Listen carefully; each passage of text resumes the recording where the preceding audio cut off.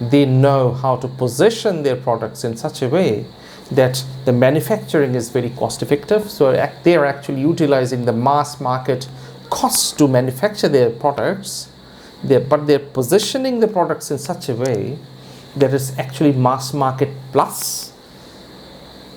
Do notice the word mass market plus. I didn't use the word premium to describe their products, because Royal Enfield products by design are not premium, and Royal Enfield doesn't want them to be premium, right? So they are mass market plus. So they are not in the mass market but plus. And the benefit that Royal Enfield is getting out of it is that it's actually really cheap and cost effective to produce their products, because they're using that same dynamics as the mass market. They're using the same cost structures as the mass market. They're manufacturing obviously all their products in India, 100% Indianized products, and that's the brilliance of what their business model is all about. Namaskar dosto. Hello friends. I'm back again with another episode, and this is again about motorcycles. Motorcycling is something that is really close to my heart, and I'm sure that it's close to the heart of a few of my viewers as well.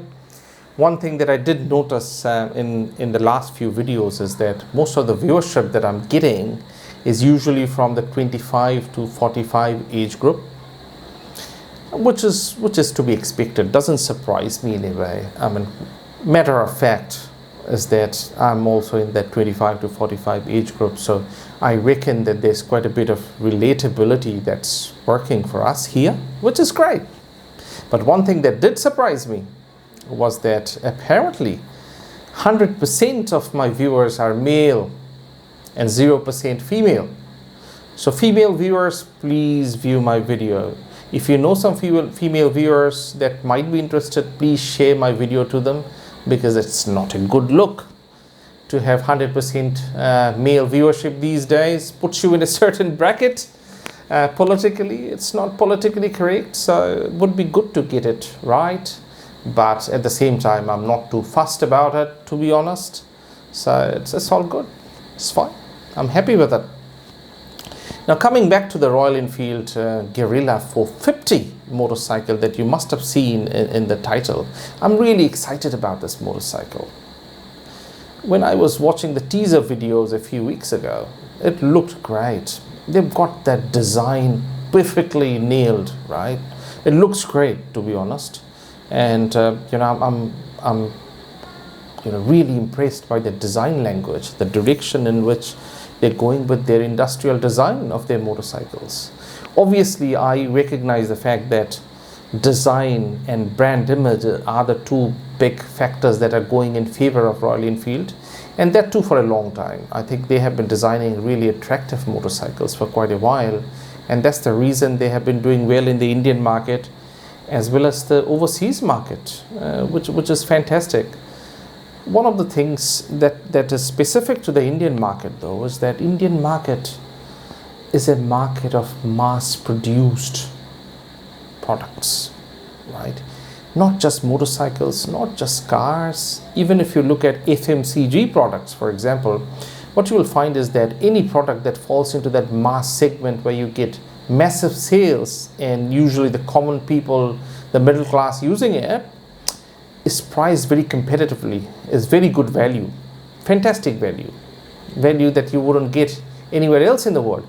However, if you move an inch over that mass market, there's of course a spectrum to it, but once that spectrum ends, mass market spectrum ends, and you go slightly above that, the value proposition goes out of the window. One of the things that I've seen even in FMCG products, for example, if you look at nappies for babies, it's exponentially expensive, more expensive even than Western countries. Nappies in the Western world is probably 3 times cheaper than it is in India. And it's not just nappies, a lot of other products. For example, dishwashing liquid apparently is probably not mass market in India because it's prohibitively expensive. But if you look at the solid options, the other options that is similar to a Vim that people used to use back in the days, they're still mass market and it's very good value. So that illustrates the dynamics of the Indian consumers and the Indian market. Coming back to Royal Enfield, I think that's what they have nailed over the years. They know how to position their products in such a way that the manufacturing is very cost effective. So they are actually utilizing the mass market costs to manufacture their products, but they're positioning the products in such a way that it's actually mass market plus. Do notice the word mass market plus. I didn't use the word premium to describe their products, because Royal Enfield products by design are not premium, and Royal Enfield doesn't want them to be premium, right? So they are mass market plus. So they are not in the mass market but plus. And the benefit that Royal Enfield is getting out of it is that it's actually really cheap and cost effective to produce their products, because they're using that same dynamics as the mass market. They're using the same cost structures as the mass market. They're manufacturing obviously all their products in India, 100% Indianized products, and that's the brilliance of what their business model is all about. Fact of the matter is, Royal Enfield probably already knows what their strengths are and also what their weaknesses are. As in management, you must have heard about the word SWOT analysis: strengths, weaknesses, opportunities, and threats. Royal Enfield has that figured out really well. They know what their strengths are, advantages are in the market, and they also know what the weaknesses are, the areas that they are lagging behind, and also what the opportunities are for the market in the future. So they've got that nailed. They pretty much will know for a fact that their products are not high quality in terms of materials, in terms of reliability. Durability is not up to the scratch. They recognize that fact and they're working around it. So they're compensating for that lack of quality by bringing in really brilliant designs. The design is really good, but what is even better and what surprises a lot of people is actually the product positioning of Royal Enfield. As I talked about, their cost structures are very mass market, but they position their products as mass market plus, which gets them good margins on their products and also good customer value. Fact of the matter is, when you design a product really well, it just doesn't cost you less to manufacture, but it actually adds value to the end customer. Take for example the recently launched Bajaj Pulsar NS400, which is probably similar to the Guerrilla 450 in quite a few ways. For example, both of them have liquid cooled large single cylinder engines in the 400-450 cc range. Now please notice the fact that the Bajaj brand has more of an experience with liquid cooled singles than Royal Enfield. It has been manufacturing liquid cooled singles for quite a long time, and the quality is probably slightly higher. I wouldn't say that it's Honda quality, Bajaj, but it's slightly higher than Royal Enfield. But look at the price that Bajaj is selling the NS400 Pulsar for. I believe if you go for on-road prices, it costs around 2,30,000 rupees or 230,000 rupees. Whereas Royal Enfield is selling the Guerrilla 450 for around 300,000 rupees or 3 lakh rupees on road. So there's a 70,000 difference in the on-road prices. But if you look at the actual bill of materials, what do I mean by bill of materials? A bill of material is a total of all the costs that a brand incurs to build a product. So if you look at the bill of materials for Guerrilla 450 and compare it to the NS400, it's probably costing Royal Enfield less to manufacture the Guerrilla 450. But the positioning and the brand image is such, and also the product design is such, that it actually allows Royal Enfield to make a 70,000 extra profit margin. And fact of the matter is, if I'm the end customer for any of these two products, and if someone was to gift me one or the other for free, I would still probably choose the Royal Enfield Guerrilla 450 instead of the NS400, even though I know that it probably cost Bajaj more to manufacture the NS400 compared to Royal Enfield and its cost for the Guerrilla 450. And the reason for that is that it delivers much better value to its customers. Cost less to manufacture, delivers more value. And tell you what, this is the secret sauce that Apple has been using for its iPhones for the last 15 years. This is exactly the secret sauce. A lot of people have done calculations for the BOM, or the cost structures of manufacturing an Apple iPhone, and what they've found is that it actually doesn't cost Apple that much to manufacture an iPhone. But the way that they build that product and position it, they design that product in such a way, along with Apple's brand image, they can sell it for exorbitant prices, right? And fact of the matter is, the customer who's buying it probably lines up for over a kilometer in front of the Apple store to buy it. So obviously it's delivering a lot of value to its customers. Sounds pretty simple, right? But it's not as simple as that. If it was as simple, then a lot of other phone manufacturers or motorcycle manufacturers would have probably done it already. And that's what is the biggest advantage that Royal Enfield have in this market. Think about the Guerrilla 450 engine. It's a 450cc, which is probably around 50 or probably 70 cc's higher than NS400 engine, which is in fact a 373cc engine. So there's probably a 75cc extra that Royal Enfield has employed in its Guerrilla 450 engine. Fact of the matter is, it probably didn't cost Royal Enfield anything to design that 75cc extra capacity into that engine, but it does deliver more torque, which means that when you're launching the Royal Enfield Guerrilla 450, it gives you that extra push because of that extra torque. And the other thing that Royal Enfield has absolutely nailed it, which is a break from its past. Design has always been its strength, core strength. Positioning has always been its core strength. But what's the new bit that Royal Enfield has actually brought to the market is actually lightweight. The Guerrilla 450 weighs just 185 kilos, which is fantastic. I know a lot of Royal Enfield traditional customers value the weight of the motorcycle. They like a heavyweight motorcycle. But fact of the matter is that internationally, motorcycles are judged by a variety of categories, and one of the crucial ones is actually the weight of the motorcycle. And that's what I think Royal Enfield is moving in the right direction. I believe that if it was one of the other manufacturers, more accomplished manufacturers, for example, Honda, if Honda would have manufactured a 450cc motorcycle, it probably would have weighed somewhere in around the 170, 175 kilogram range. Royal Enfield has brought it down to 185, so they're probably still around 10 kilos behind what Honda would have done with a similar design, but that's still fantastic. Look at some of the Bajaj products. Bajaj is banking on technology alone to sell their products, right? Single cylinder technology, pretty narrow.